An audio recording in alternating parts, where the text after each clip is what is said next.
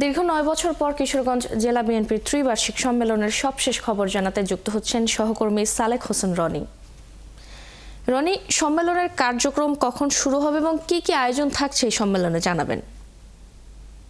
দীর্ঘ ৯ বছর পর কিশোরগঞ্জের ত্রিবার্ষিক কাউন্সিল কিন্তু অনুষ্ঠিত হতে যাচ্ছে। সকাল 11টায় শুরু হবে এর কার্যক্রম এবং এখানে সকাল থেকে নেতাকর্মীরা কিন্তু আশপাশে জড়ো হয়েছে এবং সেই সাথে নেতাকর্মীরা গতকালকে রাতের থেকে কিন্তু কিশোরগঞ্জ জেলার যে 13টি উপজেলা রয়েছে সেই উপজেলাগুলো থেকে কিন্তু নেতাকর্মীরা আসতে শুরু করেছে রাত থেকেই এবং সকাল 11টায় শুরু হওয়ার কথা রয়েছে এই সম্মেলন। বহুল কাঙ্ক্ষিত এই সম্মেলনে কাউন্সিলের মাধ্যমে সভাপতি পদে 2 জন এবং সাধারণ সম্পাদক পদে 4 জন প্রতিদ্বন্দ্বিতা করবে এবং বিকাল 4টা থেকে রাত 8টা পর্যন্ত কিন্তু কাউন্সিলে ভোট গ্রহণ চলবে। আমি যেখানে দাঁড়িয়ে আছি পুরাতন স্টেডিয়ামে, সেই স্টেডিয়াম থেকে এই অনুষ্ঠানটি পুরোপুরি চলবে একদম রাত 8টা পর্যন্ত।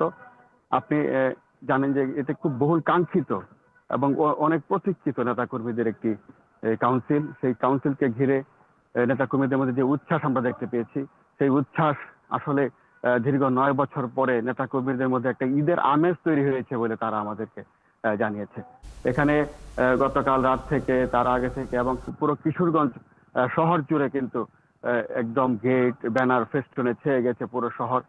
সেই সাথে এখানে 11টার সময় শুরু হলে প্রধান অতিথি হিসেবে বিএনপির চেয়ারপারসন, ভারপ্রাপ্ত চেয়ারপারসন তারেক রহমান এখানে প্রধান অতিথি করবেন, ভার্চুয়ালি যুক্ত থাকবেন তিনি এবং বিএনপির মহাসচিব মির্জা ফখরুল ইসলাম আলমগীর এই সম্মেলনের উদ্বোধন করবে বলে জানা গেছে। এবং আপনাকে এটিও জানিয়ে রাখি যে 2090 জন কাউন্সিলর কিন্তু এই কাউন্সিলে ভোট প্রদান করবে এবং নেতৃত্ব বাছাই করবে। এখানে নতুন নেতৃত্ব বাছাইয়ের জন্য 2090 জন কাউন্সিলর ভোট প্রয়োগ করবে। ভোট গ্রহণ শুরু হবে বিকাল 4টা থেকে রাত 8টা পর্যন্ত।